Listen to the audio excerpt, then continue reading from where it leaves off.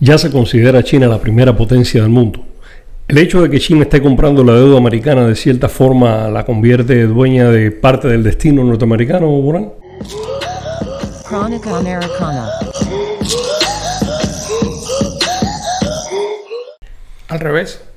¿En qué sentido? Hay que decir que hay un gran mito con relación al poder chino y con relación a la influencia que China tiene como primera potencia mundial. O sea, muchas veces se dan datos de crecimiento de PIB, ¿ok? Y es cierto que China es una de las economías o la economía que más ha crecido en los últimos años. Pero que un niño sea la persona que más crece en la casa no significa que sea la persona más alta, ¿ok? Es decir, aquí pasa exactamente lo mismo. Un país pobre que se ha ido convirtiendo en la fábrica del mundo, obviamente ha crecido de una manera enorme.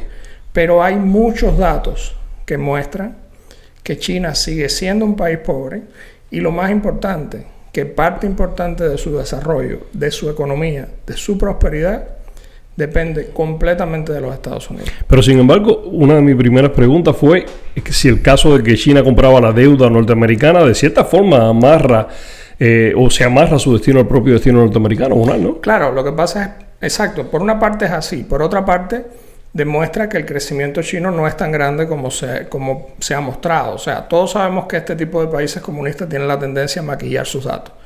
Históricamente el crecimiento chino ha estado entre un 6 y un 12%. Sin embargo, los bonos del Tesoro norteamericano se cotizan a 1.44%. Si tu economía crece a un 6-10% y los bonos del Tesoro te dan un rendimiento del 1.44%, ¿por qué China invierte en el Tesoro norteamericano? Y no en su propia economía. No en su propia economía. Los bonos chinos están creciendo a un 3.5%. Entonces, ¿qué sentido tiene que China invierta en el Tesoro de los Estados Unidos cuando obtiene la mitad del rendimiento que en el propio Tesoro chino? ¿Y qué sentido tiene que China invierta en la economía norteamericana cuando la economía china crece mucho más rápido? Yo lo que he escuchado, Donald, porque recibo la información que recibimos casi todos, es que China ayuda a Estados Unidos cuando ocurre la crisis económica del 2008-2009, cuando Lehman cae, y China ayuda a Estados Unidos comprándole esos bonos. ¿Es un mito? ¿Es real? ¿Qué fue lo que pasó ahí? Bueno, a ver, sin duda es una ayuda. Lo que pasa es que ningún país invierte su futuro en ayudar a otro. O sea, cuando China posee aproximadamente $1 trillón de la deuda norteamericana, pero si tú combinas toda la deuda que los estados y las ciudades norteamericanas tienen con China, aproximadamente son unos 29 trillones de dólares. O sea, es una cantidad de dinero importante. Es muy importante. Sin embargo, en términos de por ciento de la deuda norteamericana, apenas representa el 5% de la deuda norteamericana. Déjame ubicarme. ¿Es solo el 5% lo que China posee de la deuda norteamericana? Del tesoro norteamericano, sí. ¿Y por qué es tan importante? ¿Por qué es tan frecuente? Obviamente tiene una influencia, pero la razón por la que la ves continuamente en la prensa es porque todos estos países centralizados tienen campañas de propaganda que continuamente influyen en la opinión pública. Y es lo que a mí me llega todos los días. China es la primera potencia del mundo. Desde hace unos años la economía norteamericana está dando tumbos. La economía china está avanzando rígida hacia el futuro. Es lo que recibimos todos los días. Depende de cómo lo mires. Es decir, en términos de GDP, es decir, de Producto Interno Bruto, el GDP de China es aproximadamente de unos 15.000 millones de dólares. El norteamericano ronda los 29.000, 25.000 millones de dólares. Diferencia de 14.000 millones. Claro, hay una forma de medir el GDP que se llama purchase power, o sea, por el poder de compra que tienen los países. Como en China todo es mucho más barato y como China accede a mercados secundarios, la capacidad de poder de compra que tiene China con esa misma cantidad de dinero es mayor. ¿Qué sucede? Cuando se mide el GDP, se mide utilizando comercio, se mide utilizando goods, o sea, objetos. Pero hay un elemento que nunca se tiene en cuenta, que es lo que se llama el invisible trade. Cuando una persona viene de China a atenderse en un hospital norteamericano, sí. Cuando una empresa de exportación china compra seguros en los Estados Unidos para proteger su carga, eso no se mide como GDP. El déficit en lo que se llama trade, invisible trade, o sea, comercio invisible es de casi 300 mil millones de dólares anuales para China. Y fue tema de campaña del presidente Donald Trump cuando estaba corriendo hacia la presidencia. Esencialmente, su tema de campaña fue lo que se llama el déficit comercial. Es decir, este déficit invisible es un déficit que China tiene en las relaciones económicas con los Estados Unidos, pero no en comercio. No en comercio. En términos comerciales, China tiene un surplus. O sea, China tiene un beneficio con respecto a Estados Unidos. Pero esto tiene una razón. ¿Cuál es? O sea, China produce bienes para los Estados Unidos. Y Estados Unidos, como gran mercado, los compra todos. Estados Unidos los compra todos porque de hecho se producen en China para los Estados Unidos. Y esto muestra otra debilidad de China poco conocida. ¿Cuál sería?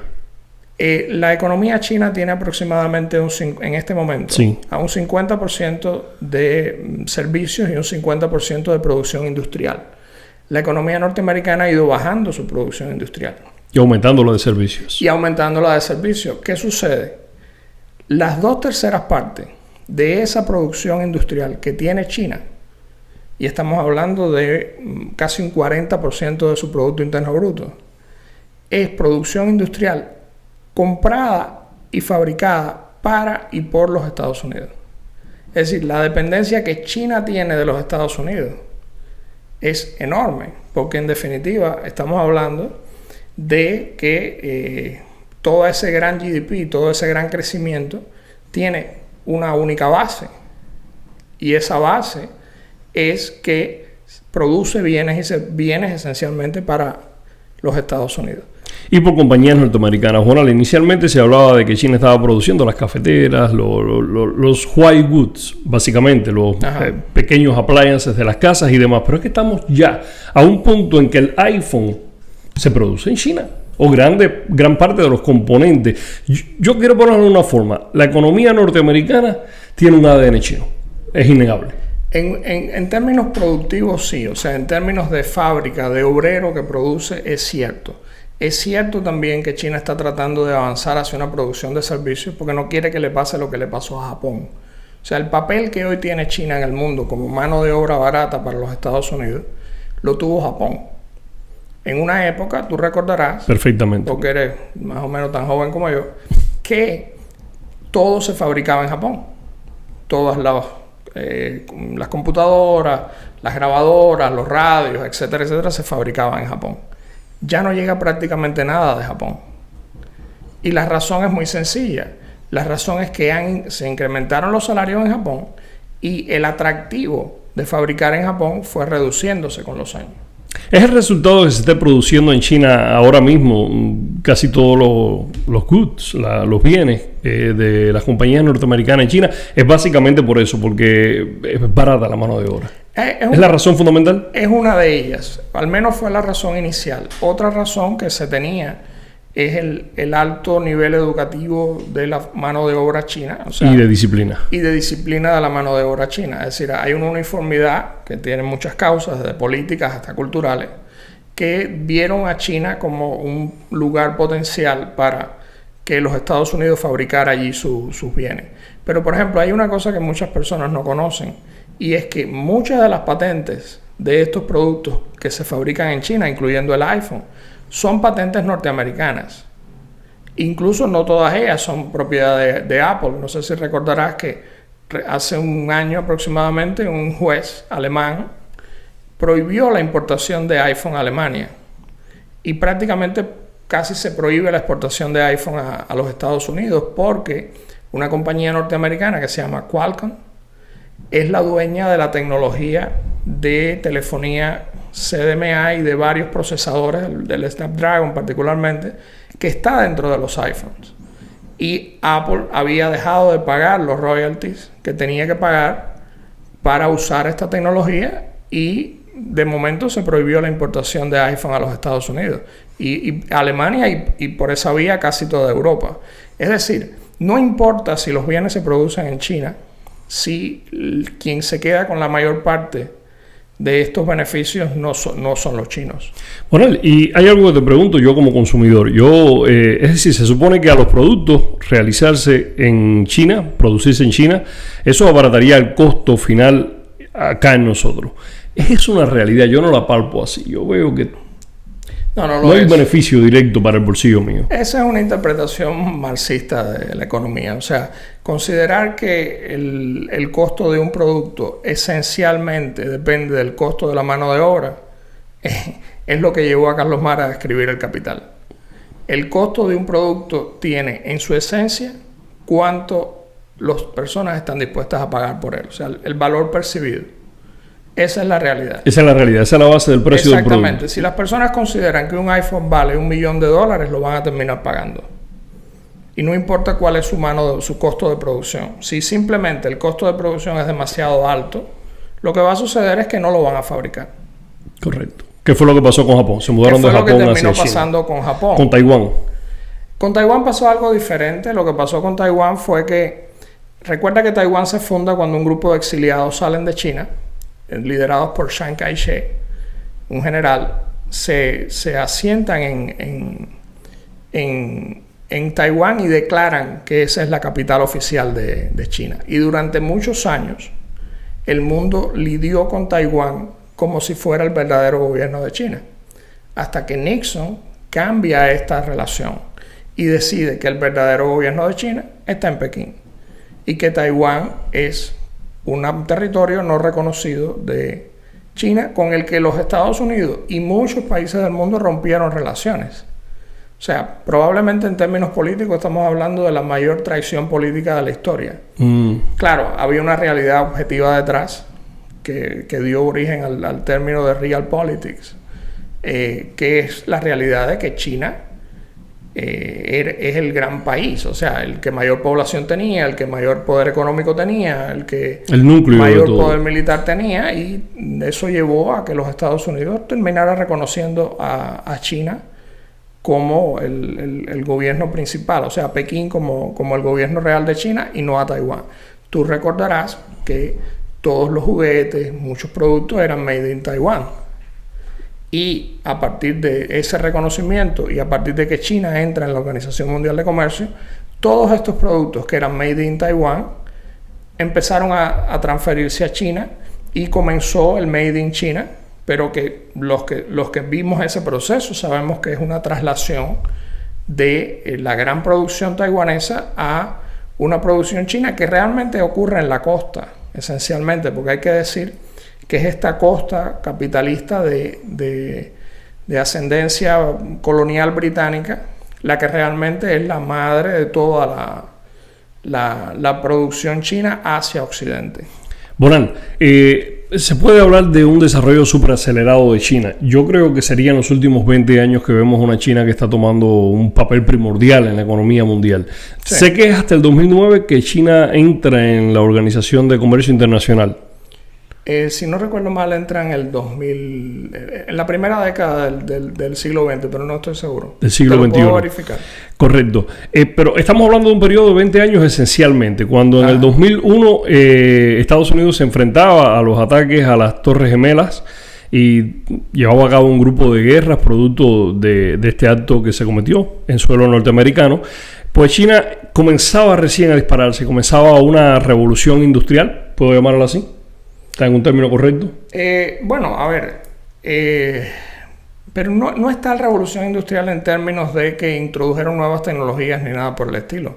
Es simplemente que al entrar en la Organización Mundial de Comercio, aproximadamente desde el 2001 y hasta el 2005 empieza a haber un ascenso que después, a partir del 2009, se aceleró casi exponencialmente. Pero es simplemente porque muchas fábricas en los Estados Unidos, en Europa, pero sobre todo en los Estados Unidos, empezaron a transferir su producción hacia China. O sea, no estamos hablando de revolución industrial en términos de que se crearon nuevas tecnologías, nuevos modos de producción, es simplemente el aprovechamiento de una mano de obra barata. Es cierto que durante ese proceso que China ha ido transitando, pasó algo similar a lo que ocurrió en Japón. O sea, Japón pasó de ser el productor de baja calidad que hoy es China en muchos aspectos. O sea, China es conocida por la baja calidad de muchos de sus productos. Japón pasó de ser el productor barato de baja calidad de muchos productos a ser considerado el productor más sofisticado del mundo en su momento.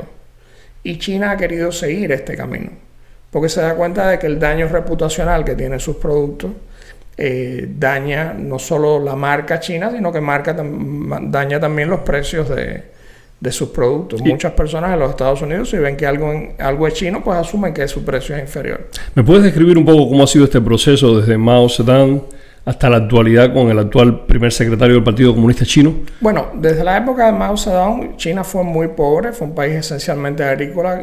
Recuerdo que hizo la revolución cultural.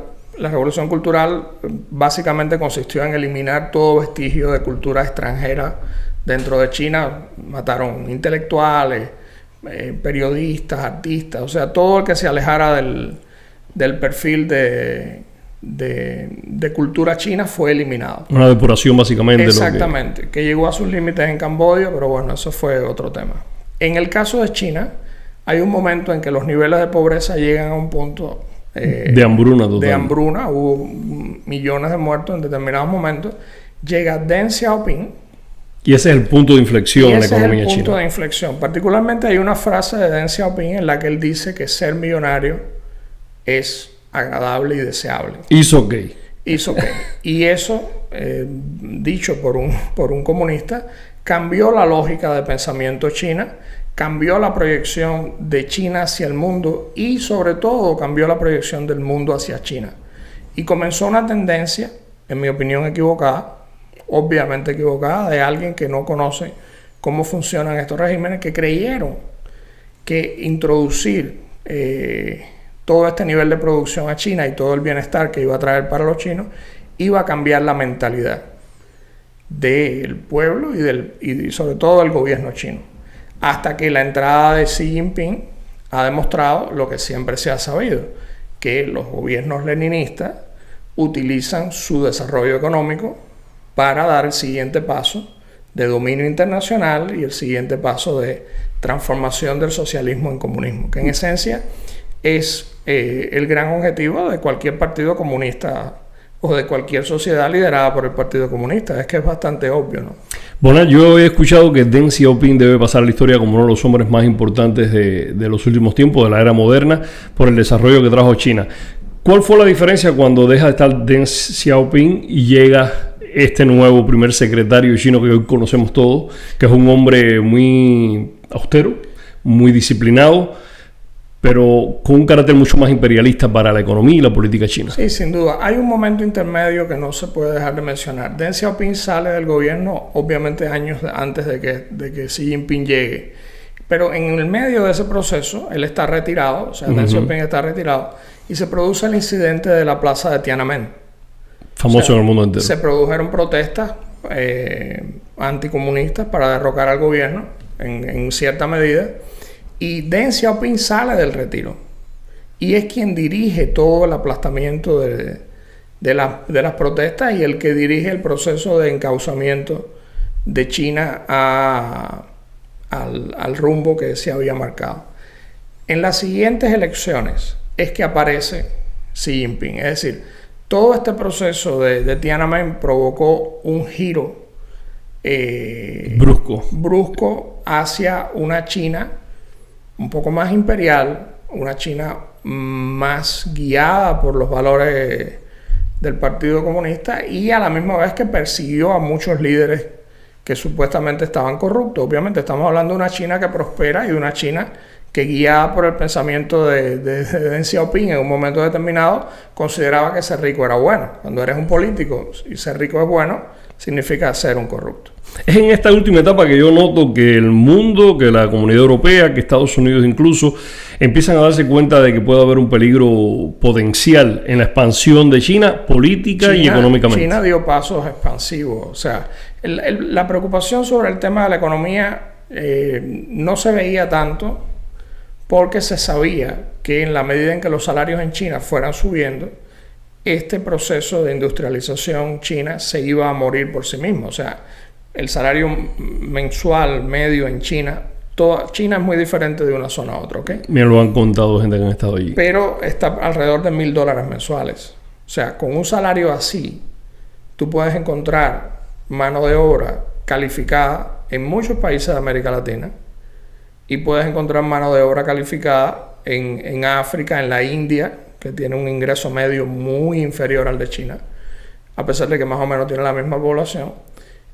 Lo que sucede es que empezó a ocurrir que China empezó a convertirse en un país ya con ambiciones políticas.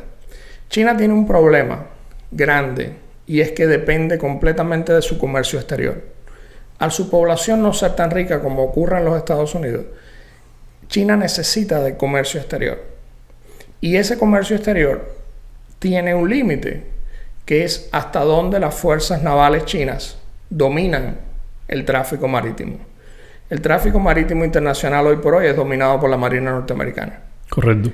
Pero cuando tú bordeas para salir de China rumbo a Europa, tienes a la India. La India es un enemigo jurado de China. Han estado al borde de la guerra en varias oportunidades y han tenido conflictos fronterizos importantes. De hecho, el actual Nepal, que hoy es territorio chino, era territorio hindú en un momento determinado.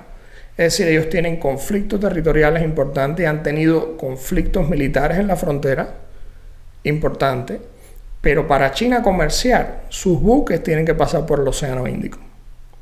Entonces, eso crea una desventaja brutal, porque si mañana el mundo decide que el nuevo hub industrial es la India no solo puede sustituir a China produciendo, sino que puede sustituir a China cerrando el Océano Índico. Cortándole las alas de su expansión. Exactamente. Y en esa punta que permite a China acceder al Océano Índico, ahí está Corea del Sur, ahí está un poco más abajo Australia, están Filipinas, con lo que han tenido los chinos grandes problemas. O sea, lo que se llama el Mar de China, que en esencia el Mar de China no está frente a China. Entonces, ¿qué ha ido haciendo China? Ha ido construyendo islas en el Mar del Sur de China. Las famosas islas artificiales. Las famosas islas artificiales, porque económicamente hablando, un país tiene 130 millas náuticas de uso comercial a partir de su costa. Cuando tú pones una isla en el medio, dices que es territorio chino, y tiene 130 millas a cada lado, todo el mar territorial de todos estos países se convierte de pronto en territorio chino. Ya. Bueno, ven acá, quizás el caso este de la India es lo que ha alentado a China a trazar la nueva famosa ruta de la seda, que es como se conoce. Claro, a través de Pakistán es. Ok, el hecho de que China tenga este conflicto con la India y esta incapacidad potencial, porque hoy no la tiene, para salir al Océano Índico, le ha traído a China la idea de regresar al comercio terrestre usando la antigua ruta de la seda. ¿Qué pasa? Que esta zona está limitada está sorteada por países como Pakistán, Afganistán, etcétera, que hoy por hoy son países que tienen una cantidad de conflictos importantes. El mayor reto de la percepción que hay ahora mismo de China, Bonal, es sus ambiciones imperialistas. Estábamos hablando de la ruta de la seda que se está construyendo China para acceder al mar Arábigo. Tengo entendido que hay noticias de que China está pagando al ejército pakistaní para que cubra todas las obras que se están realizando en este lugar. Es decir, va mucho más allá de poder acceder a un mercado. China, en su paso a acceder a un mercado, está comprando muchas voluntades. Claro, lo que pasa es que una ruta se cierra con otra voluntad. O sea, una ruta comercial se cierra con la voluntad del que te compra y se cierra con la voluntad del ejército que decide poner en riesgo el comercio por esa vía. De manera que lo único que realmente le queda a China es mantener la buena voluntad del mundo, mantener la confianza que durante los últimos años el mundo, entre comillas, le terminó teniendo a China, pero Deng Xiaoping sin duda la ha minado.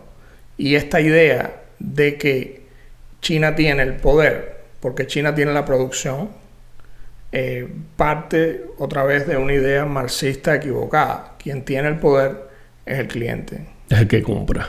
Es el que compra. Es Estados Unidos. Y es el que invierte. Entonces te invito a irnos a la guerra económica que ha existido, que se desató recientemente entre Estados Unidos y China y que se acrecentó con este periodo del coronavirus. Ajá. ¿Cómo ha estado afectando la guerra económica a China y a Estados Unidos, Bonal? Bueno, a ver, hay que decir que el proceso de deterioro del papel de China en la producción mundial no tiene su mayor impacto a partir de los aranceles y a partir de las sanciones que Estados Unidos con Trump ha puesto sobre China. ¿Por qué le pone las sanciones? Es mi primera pregunta. A ver, Cuando China se une a la Organización Mundial de Comercio, China se obliga a sí misma a cumplir con los acuerdos de la Organización Mundial de Comercio. A seguir protocolos para establecer el trade. O sea, en la Organización Mundial de Comercio, todo país accede a una serie de beneficios, pero también de obligaciones. Entre esas obligaciones está la de no hacer competencia desleal. ¿Okay? Una competencia desleal que ha hecho China históricamente, por ejemplo, con relación al acero, es lo que se llama el dumping. ¿De qué se trata? Okay. China sabe que a Occidente le es muy caro producir acero. Aluminio también. Por el costo, sí, de metales en general, por el alto costo de la mano de obra. Pero también producirlo en China es un problema. ¿Ok? Sobre todo porque China no tiene el nivel de generación de infraestructura, construcción, etcétera, que tiene históricamente Occidente. ¿Qué hizo China? Comenzó una serie de proyectos, construcción de ciudades artificiales que han quebrado prácticamente todas. Hay muchas ciudades vacías dentro de China, para intentar hacer que el desarrollo de la costa penetrara, porque China estaba teniendo o llegó a tener hambrunas en la zona interior, niveles de pobreza enormes, y más de 1.300 millones de personas, casi 1.400 millones de personas, que viven dentro de China. Pero toda esta producción de la que estamos hablando no la producen estos 1.400 millones de personas. Se producen esencialmente en la costa y en algunos hubs internos, algunas ciudades internas, ¿no? China se propone producir acero y hacer eso que llamas dumping, que yo quiero entender de qué se trata, que tanto lo he oído. Dumping significa literalmente descargar, o sea, botar. Dejar caer. Dejar caer. ¿Qué hace China con todo este acero que produce, que se da cuenta que le sobra? Comienza a venderlo por debajo de los costos de producción a Occidente. Saca del mercado por completo Estados Unidos, Europa. Saca del mercado la producción de acero y aluminio de Canadá, de Inglaterra, parte de la producción minera de España, todo el norte español que producía carbón, terminó cerrando sus plantas, terminó cerrando las minas. Sucedió algo parecido en Inglaterra, toda la zona de Manchester, que son zonas esencialmente industriales, terminaron con altos niveles de pobreza. En Canadá pasó lo mismo y la zona de carbón de los Estados Unidos también se vio afectada. El carbón se usa para fabricar acero. Entonces, ¿cómo lo logró China? Haciendo dumping, que es un delito comercial. Y que está prohibido por la Organización Mundial de Comercio. Cuando la Organización Mundial de Comercio te prohíbe algo, los estados tienen el derecho, como represalia, y está normado, a establecer aranceles. El arancel es un costo extra que un país te pone por tu derecho a comerciar dentro del país. Hay que entender que esto es un tema de soberanía. O sea, los países tienen su soberanía, y la soberanía significa que el mercado interno es propiedad del soberano. O sea, el soberano en los Estados Unidos, como es una democracia, es el pueblo norteamericano. China no tiene el derecho, a no ser que haya un acuerdo, a acceder al mercado norteamericano.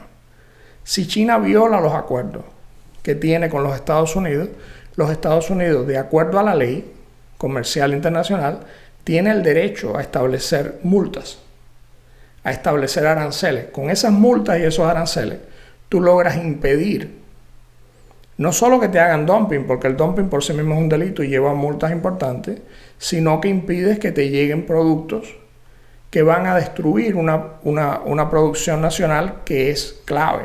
Si un país no tiene acero, no tiene ejército.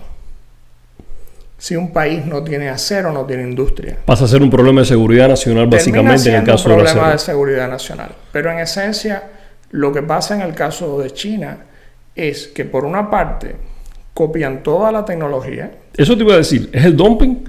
Ajá. Junto con la falsificación o eliminación de las patentes, es decir, la copia de las patentes, ajá, lo que ha traído la guerra comercial, o es el déficit o surplus comercial que hay entre Estados Unidos y China, o el conjunto de todos ellos?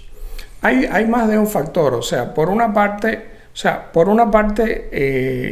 a China se le ve como un competidor desleal, o sea, como un competidor que no es un competidor fiable. Y estaba sucediendo que muchas veces, o sea, China tiene en este momento 45 denuncias abiertas ante la Organización Mundial de Comercio. Wow, ¿Qué sucede? En la Organización Mundial de Comercio, los países tienen un voto. Y está pasando algo parecido a lo que pasa en las Naciones Unidas. Es decir, que de pronto un país se pone de acuerdo con otro y termina saliendo un resultado de un debate o de un análisis o de una resolución que es contrario al interés. Es lo que se esperaba. Que se esperaba. Es ¿no? parte de comprar las voluntades. Exactamente. Entonces, lo que ha estado sucediendo es que los países han empezado a cuestionar a la Organización Mundial de Comercio. Trump la ha cuestionado abiertamente. ¿Ok? Y las relaciones comerciales con China se han ido afectando. Porque además, China ha usado, la China de Deng Xiaoping, de Xi Jinping, ha usado esta ventaja comercial, esta ventaja productiva contra los países cuando ha tenido la posibilidad de hacerlo. Recuerda con las ventas de mascarillas y con las ventas de productos médicos en medio del COVID, China dio la orden de que las ventas tenían que ser primariamente para los clientes internos chinos. Entonces, si tú eres la fábrica del mundo, pero una producción que es esencial para el mundo, tú declaras que el interés chino está por encima del interés norteamericano, lo que pasa a continuación, y que fue lo que sucedió con 3M y con varias compañías norteamericanas, es que el presidente de los Estados Unidos le ordena a las compañías que saquen la producción de China. Eso es lo que te iba a decir. Ellos ordenaron que el cliente primario iba a ser China. Exacto. Que no podían exportar estos productos, y eso afectó tremendamente a Estados Unidos. Es decir, no es solo el acero. Estamos hablando que en medio de una pandemia llega a ser de seguridad nacional una caja de guantes y una caja de mascarillas. Claro. Y lo fue. Y fue un problema tremendo, Donald. El otro punto que te iba a aclarar, porque está bien, las mascarillas, lo que ocurrió, el acero, lo que está ocurriendo, pero el gran evento de la guerra económica entre Estados Unidos y China, en mi opinión, fue el famoso conflicto con la compañía de comunicaciones china Huawei. Huawei, sí. ¿Qué pasó allí? Porque, bueno, a ver, recientemente escuchaba la conferencia del inventor del QR code, o sea, el código de cuadritos que está en todos los dispositivos. Y él mencionó, así de paso, que más de 100 compañías en el mundo le pagan royalties a él por su patente. Salvo Huawei. Huawei no paga. Huawei no paga. Entonces, ¿qué sucede? Que China ha estado utilizando esta producción norteamericana dentro de China para entrenar personal que termina copiando o imitando las tecnologías norteamericanas. Le ponen aranceles a la venta de productos norteamericanos dentro de China, ¿ok? Y producen equipos similares que tienen prioridad dentro del mercado chino y que están dirigidos por militares chinos. Es decir, Huawei es una compañía fundada por ex militares chinos con capital estatal chino, oculto, camuflado, y que lo que ha hecho es simplemente tratar de reactivar el mercado interno con una producción china, con teléfonos chinos, con tecnología china, con redes de telecomunicaciones chinas, que no son más que copias de patentes de productos occidentales. Porque a la misma vez que te permiten producir en China, te ponen muchos obstáculos para vender en China. O sea, muchas de estas empresas que terminaron llevándose su producción a China, su verdadero objetivo no era producir barato. Lo que podían producir en México, en Bolivia... En la India. En la India, su verdadero objetivo era acceder al mercado chino, que era un mercado de más de 1.000 millones de personas. Lo que sucede es que China juega con las dos manos. Con una mano te permite producir y con la otra mano te copia y te prohíbe vender. Wow, eso es increíble. Y esto ha sido aceptado como el destino manifiesto, como algo inevitable, hasta que han empezado a verse las consecuencias políticas de que hay políticos y población que entiende el problema y que no está dispuesta a seguir por este camino, y sobre todo cuando China ha empezado a mostrar su músculo militar, cuando China ha empezado a mostrar sus cartas de influencia en América Latina, sí, en Medio Oriente, en Pakistán, ¿ok? Y termina empezando a comerciar utilizando tácticas más imperiales que tácticas del simple productor sonriente y amable que mostró después de la época de Deng Xiaoping. Bueno, esto de la guerra económica con China tiene dos partes. Hay una gran parte que dice que es imposible solucionar este caos, es decir, que las cosas deben estar en status quo, tal y como están, y que eso es incambiable. Y hay otra parte que dice que hay que cortar por completo. Bueno, en 2015 el balance comercial era de casi 525 millones de dólares a favor de China. En el 2019 bajó a 415 mil millones de dólares. Es decir, China ha perdido casi 100 mil millones de dólares en beneficios, en ventajas comerciales, o sea, en este intercambio con el mundo, desde el 2015 hasta hoy. Okay, no estamos hablando ni siquiera de la presidencia de Donald Trump. O sea, el proceso de retirada de China o el proceso de parcialización de la producción en China, porque es realmente lo que ha ocurrido. O sea, hay muchas empresas que no se han llevado toda su producción de China, pero por ejemplo, Qualcomm, que es el fabricante de muchos procesadores que están dentro del iPhone y de muchas de las patentes. Qualcomm era, por ejemplo, el dueño de la patente de la tecnología CDMA, que es la tecnología que se utilizaba en las redes celulares anteriores a la tecnología actual de GSM. O sea, toda la tecnología móvil CDMA que se usaba en móvil y que se usa en comunicación de diferentes o sea, sistemas, ambulancias, etcétera, etcétera, era de Qualcomm, pero Qualcomm es una compañía norteamericana.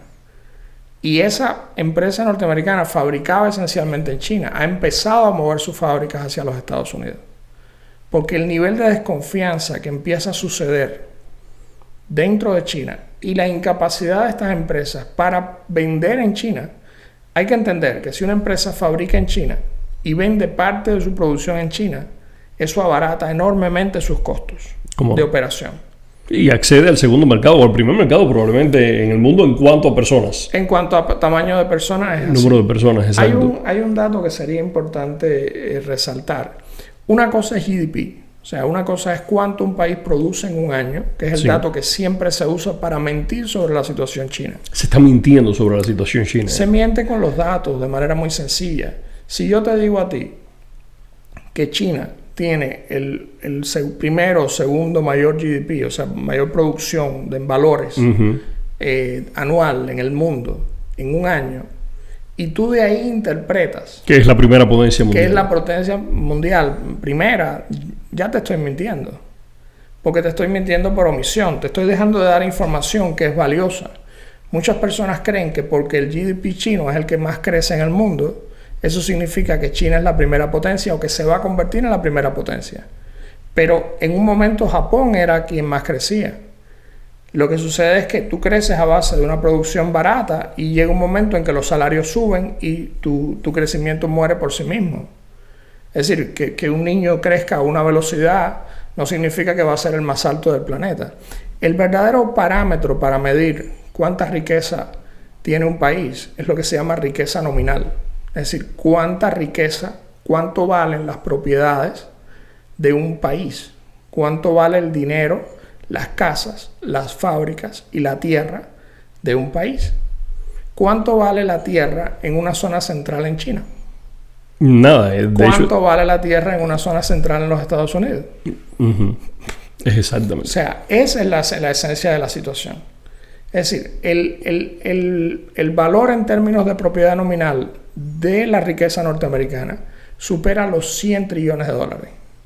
La riqueza nominal de China está alrededor de los 60 trillones de dólares. Pero cuando tú vienes a ver, en los últimos 7 años, eso ha crecido en casi 10 veces. Y técnicamente no es posible. O sea, probablemente China ha manipulado esos datos y manipulándolo apenas supera un poco más de la mitad de la riqueza norteamericana. Eso es increíble, Bonal. El enfrentamiento de Estados Unidos con China a partir de lo que se empezó a llamar guerra comercial cobró primeras planas. Pero hubo un momento de mucho coqueteo, especialmente del presidente Donald Trump con el primer secretario del Partido Comunista Chino. Me pareció percibir que había un intento de acercamiento a China, de tratar de resolver estas cosas de una manera que no se llegara al extremo. Sin embargo, vi a Japón pagando a sus compañías para que retornaran al suelo japonés. Compañías que estaban en China que retornaran al suelo japonés. Es decir, la pregunta es la siguiente: ¿por qué falló lo que yo llamo coqueteo del presidente Donald Trump, de la administración Trump con China?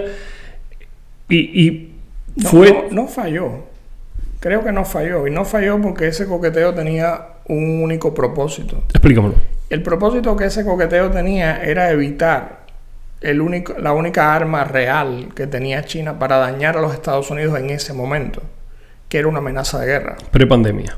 Una amenaza de guerra. Es decir, si China dice, esta situación que los Estados Unidos nos imponen es inaceptable, ¿ok? Y como resultado, vamos a sacar nuestra marina a bloquear el paso por el Índico, a bloquear el canal de Suez, o a bloquear determinadas rutas comerciales importantes, y vamos a cobrar peajes a esos barcos, a decomisar barcos de alimentos, a decomisar barcos de combustible. China hubiera sido el más perjudicado, pero Estados Unidos se hubiera perjudicado de manera brutal.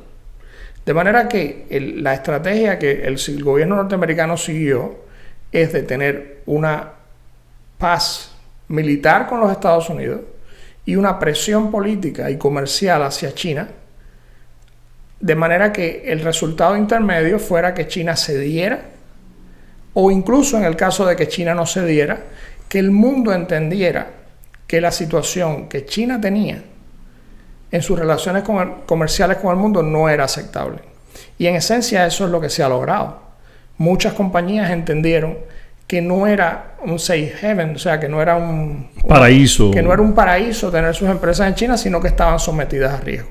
Correcto. Y el resultado fue que muchas empresas norteamericanas sacaron sus recursos de China. Apple nacionalizó miles de millones de dólares hacia los Estados Unidos. Eso terminó en el Tesoro norteamericano. Claro. Muchas compañías como 3M, Qualcomm, etcétera, fueron poco a poco sacando su producción de China, fueron sacando sus recursos intelectuales de China. Y de hecho, la mayor inmigración de estudiantes que tienen los Estados Unidos es de China. Es de China. Bueno, y todo eso fue lo que llevó a que China decidiera sentarse con Estados Unidos en la conferencia de Davos y firmar la primera parte de un tratado comercial que empezaría a resolver el camino entre Estados Unidos y China. Sin embargo, llega la pandemia. ¿Tú crees que si no hubiese llegado la pandemia, esta firma de la primera parte del tratado comercial hubiese evolucionado positivamente en las relaciones Estados Unidos-China? China al final va a tener que hacer lo que terminó haciendo Japón. O sea, aceptando el reconocimiento de las patentes norteamericanas, aceptando que tiene que cumplir las normas de la Organización Mundial de Comercio y aceptando que va a dirigirse a una zona de lo que se llama stagnation, que es la situación que tiene Japón, es decir, donde tienes un buen nivel de vida, pero no creces. ¿Ok? Y no creces porque tu mano de obra ya no es competitiva, porque tus salarios son altos y porque la calidad de vida que tiene tu población termina convirtiéndose en un techo de cristal para la gente. O sea, las personas llega un momento en que viven suficientemente bien como para no salir de su zona de confort y no aspirar a mucho más. Óyeme, ese sería un gol magnífico, que llegara a ese punto. Yo creo que es inevitable. Si no hay una guerra, es inevitable. Es un escenario ideal. Ahora, ¿qué pasa? Realmente me cuesta trabajo ver a China jugando con las cartas de la Organización Mundial de Comercio. Me cuesta muchísimo trabajo reconocer lo que puede ocurrir. ¿Qué puede pasar, Bonal, a raíz de que hay un cambio de gobernación aquí en Estados Unidos? ¿Cuál es el camino que va a tomar las relaciones con China? El camino, o sea, al final esta situación de que China es un competidor deshonesto es harto conocida, es de entendimiento total. Joe Biden ha dicho que China no se va a comer nuestro almuerzo, que es una expresión norteamericana, porque entiende que el poderío económico chino no es tan grande como realmente muchas personas creen. Pero la tendencia y la amenaza que representa que la producción norteamericana en gran medida se desarrolle en un país sometido a la voluntad del líder del Partido Comunista, obviamente sin duda es una amenaza. Y aunque públicamente él ha dicho, o sea, Joe Biden ha dicho que no lo es, o que esa es una amenaza menor, no creo que a estas alturas no quede claro de que sí hay una amenaza verdadera. Quizás en lo público él va a tratar de mostrar que no hay grandes tensiones. Recuerda que la izquierda tiene una tendencia al buenismo, a suavizar los mensajes, etcétera, etcétera, pero de allí a que no entiendan que realmente China es una amenaza, que tiene una vocación imperial, ¿ok? Y que tiene como objetivo de largo plazo desplazar o negociar de igual a igual con los Estados Unidos. No ver eso es estar ciego.